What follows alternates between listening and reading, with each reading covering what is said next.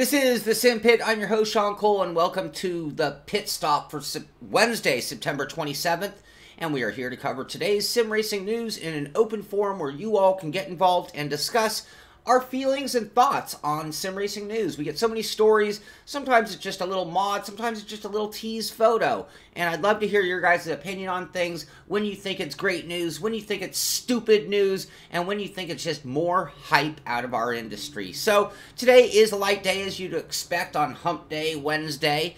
So it will be a brief show. I will warn you now that if you want to extend things out, if you have any questions, you can go ahead and start submitting them now and we can get things going. Also, I always invite you, the pit crew, to be part of the show by adding some of the news. If there's something I missed, something I didn't cover, something you think we need to talk about, I'd love to hear your opinions there, and maybe we'll get some thoughts and opinions of other members of the pit crew on that same topic. So let's just go ahead and move along into today's news. And again, if you have anything to add, please do.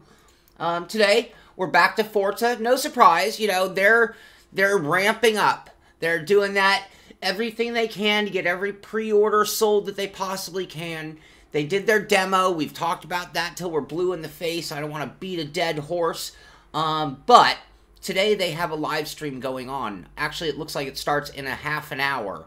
So they are going to have a marathon debut live stream. There's a link here. It's on their Twitter feed. So if you go to Forza Motorsport Twitter, you can see this image. And along with this image is a link to where they are going to be doing that live stream demo. And I'm assuming this is a more full version of the game, not what we all played in the demo.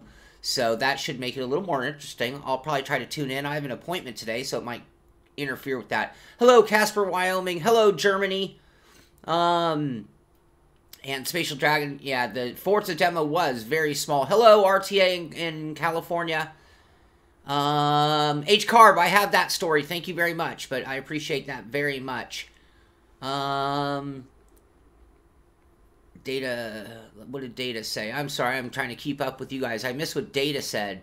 I'm in regards to what ProSim's talking about. I am Sean Cole with the AUN, the third way I call it. Big boy, that's too bad. Forza's not terribly expensive, so if that one's tough for you to purchase, I wish you the best of luck in the future. I mean that in the best of ways. Yes, there's a lot of Horizon-esque. Are those two titles kind of starting to merge? And they really need, you know, that's a great topic. Forza Motorsport comes out every 24 months, every 2 years, almost on the nose. And that was their pattern. When they took over and got Horizon going, that was their title that they could release in between every 24 months. So every 12 months you would get a title out of Forza. The release date is... forgive me, I had that off the top of my head, but I've gone gel. Maybe somebody else can... we're about a month away, I know that. I've lost sight. Sean, a.k.a. Cole Little. I love it. I love that title. Hello, Paul. Oh, everybody misspells my name. I don't even take offense for a second. So you can call me Sean, S-A-E-A-N, S-H-W-N, but if you want to be correct, it's S-H-A-U-N. But I with a name like that, you have to get used to misspellings, and you do not take offense. Sean Cole Trickle. I do like that name, Tom. I could go with that one. Big fan of Cole Trickle. All right, so that's about it for Forza. In about a half an hour time, we should be off the air by then. You can check that out. Go to their Twitter feed. You can follow that link and see their full debut. This is Forza demonstrating the game. And that kind of does get back to what I was saying earlier about, do you believe the hype? You know, they're going to show you everything and hope it makes sales. Are they going to say anything bad? Are they going to point out any flaws? You can be guaranteed not. I'm not saying that's good or bad. That's just the way it is. So, okay, great, Paul. That's great to hear. So, P cars, when we're talking about that, what level of sim is it? Their gearbox stuff is very forgiving, which you'd kind of expect as well. Oh, Mads, that's so harsh. It must be late for you, or I am boring despite you relieving me of that comment. Corbett, I can only guess. I mean, why I'd use a controller with Forza is because I have my Xbox on my TV in my living room, not sitting here on my rig. The other option is because I think a lot of the games that are intended for the console are designed in a way to take the speed of input for a controller, not a wheel. When you think of a controller, unless you do it every day, it's very hard to go variables. It's very easy to go full lock, and they need to put some kind of buffer in. ESPN has great NASCAR coverage, Cole Trickle. Thank you. Exactly, you can lay down on the couch. You can take it so casually. Thank you, Proximus. For some reason, my brain went flat on that topic. I have a list here with all the games and their release dates. I just don't have it next to me. So too bad. But October 29th for Forza Motorsport. 2 o'clock in the morning, Barry. That's crazy. Let's get this done then so you can get to sleep. Moving on. Rfactor 2. I brought this up. Basically, part of it was because of the Bentley.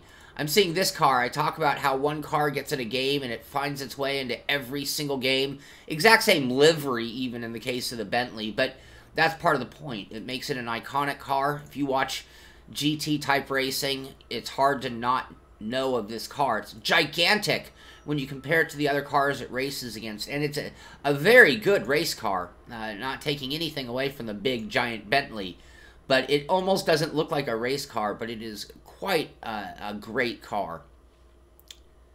And at the Peterson, you know, I should try to get over to the Peterson for the release party. I'll look into that. Maybe we can meet rapid fire. Anyway, that's it for Rfactor 2. I just want to give them a little love because this is something that's coming out in this month's update, is that Bentley. So, you know, they are, and that's something we have to acknowledge. You know, Rfactor 2, ever since Studio 397 got involved, it's been a whole different level of production out of them, and that is pretty good. Alright, yeah, 6,000 pounds for the Bentley, I agree.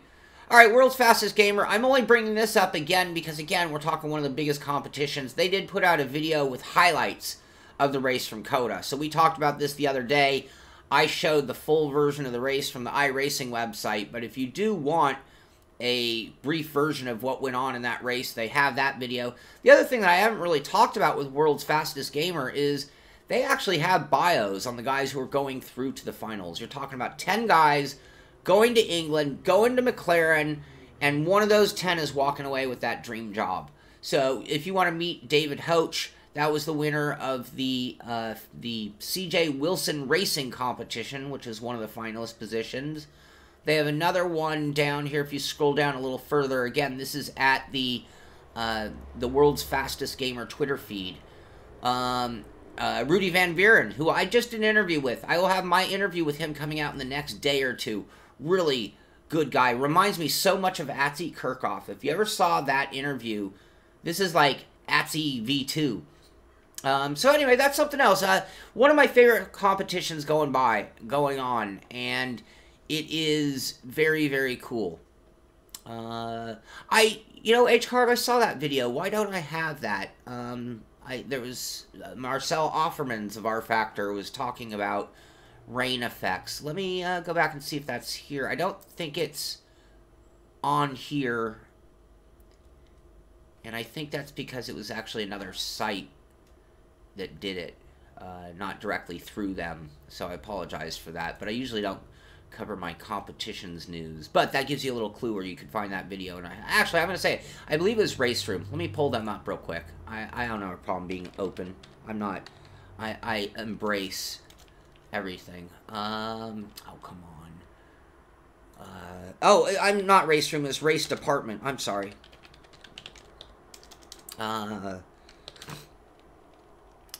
I believe it was Race Department. It depends on how you look at competition, but yes. Ooh, there's a shot. No, that's Assetto Corsa. No, okay. Sean, get it together. My head's not all there today.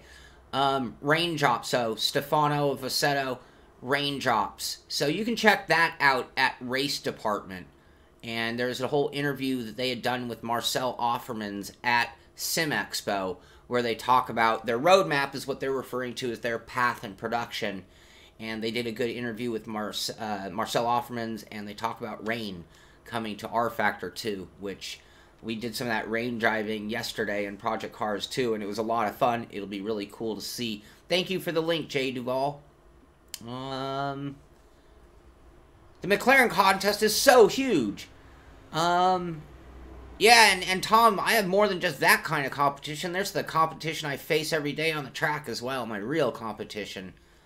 But that's great news, and we talked about, you know, Rfactor 2 and their increased development since Studio 397 came on board.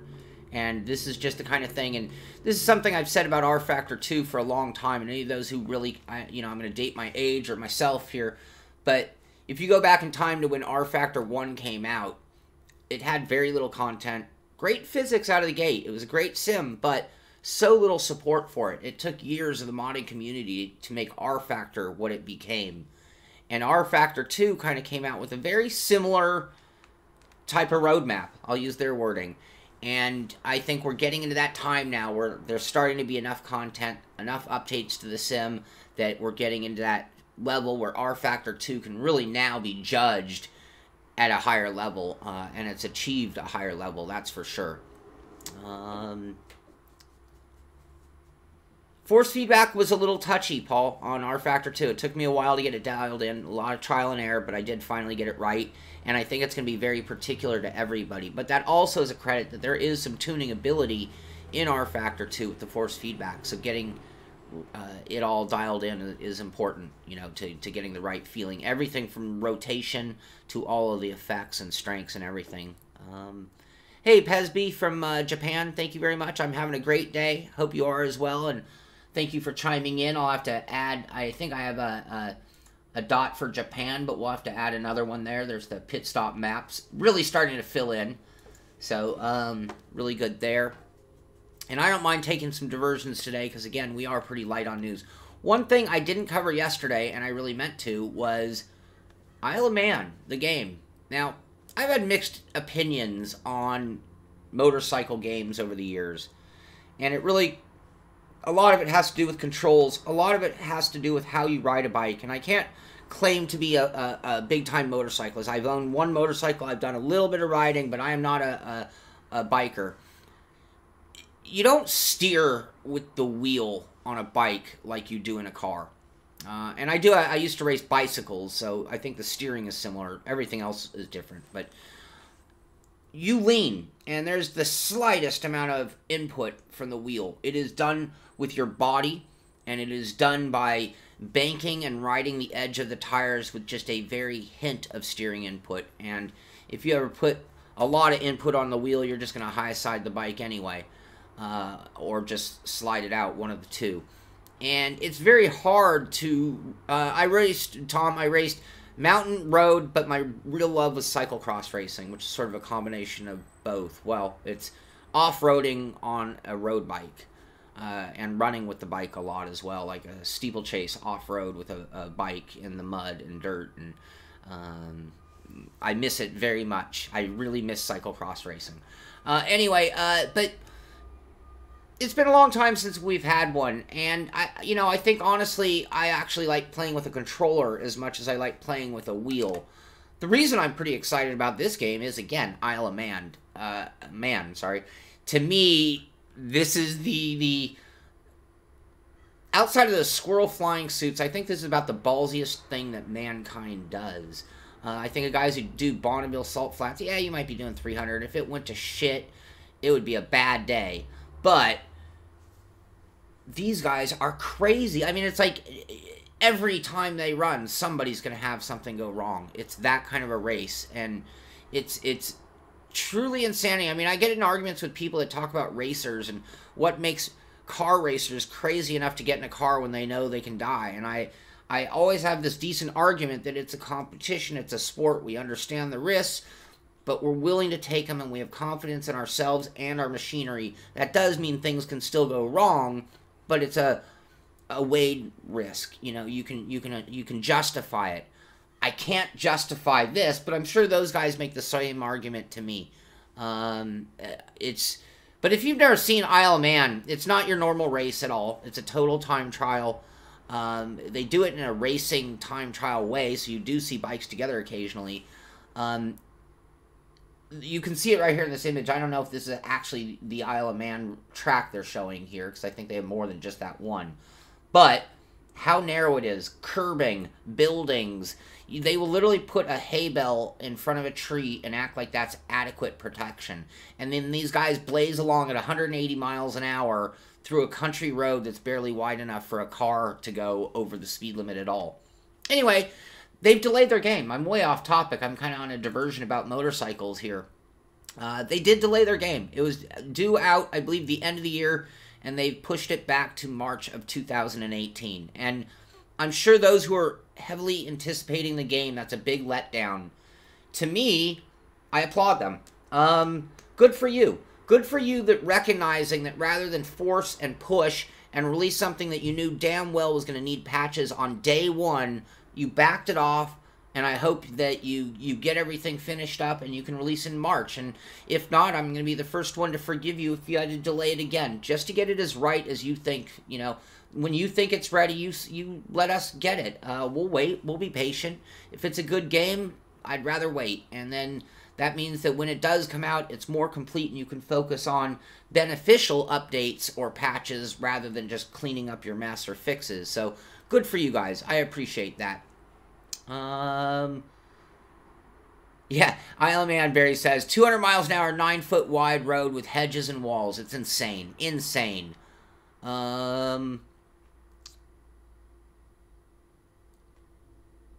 Yeah, you know what, it's a tough thing. How do, you know, people would want to say, oh, you shouldn't be able to do this. That's too crazy. I don't know. I kind of have this belief that we are in power of our lives, and unless we're, like, just straight up suicidal, and even that I could take argument with, but I understand someone being suicidal could be fixed. This isn't fixing somebody, and I don't think they have a death wish. There are people who seek thrill, and the more you get into it, the deeper it's going to take you sometimes. I, again, bring up those squirrel suits where the guys fly. To me, that's insane. I understand lift. I believe in lift. I love flight. That is pushing it, though. Really pushing it. Anyway, Road, they talk about Isle of Man. Freaking amazing. Yeah, I'll have to check that out, Slobshot.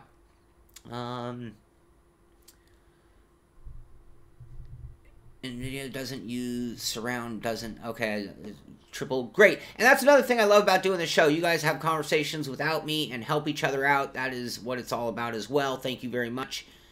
And okay, Tom, just so you know, I ran in windowed mode, and I do believe I have bezel correction, and I'm just running triple screen through the NVIDIA, not, I'll have to double check that. I don't remember. I do have bezel correction because I see the gap when I move the mouse over the bezels. It disappears for that time. But I was running in windowed mode, just to give you an idea.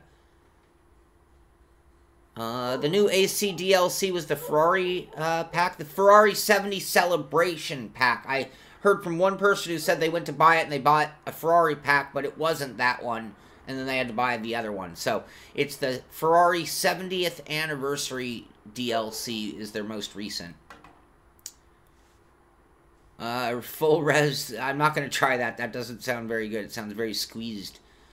Alright, cool. Lots to talk about monitors. You guys continue going on it. Falling with Style. Oh, I love it. That's a reference to Toy Story.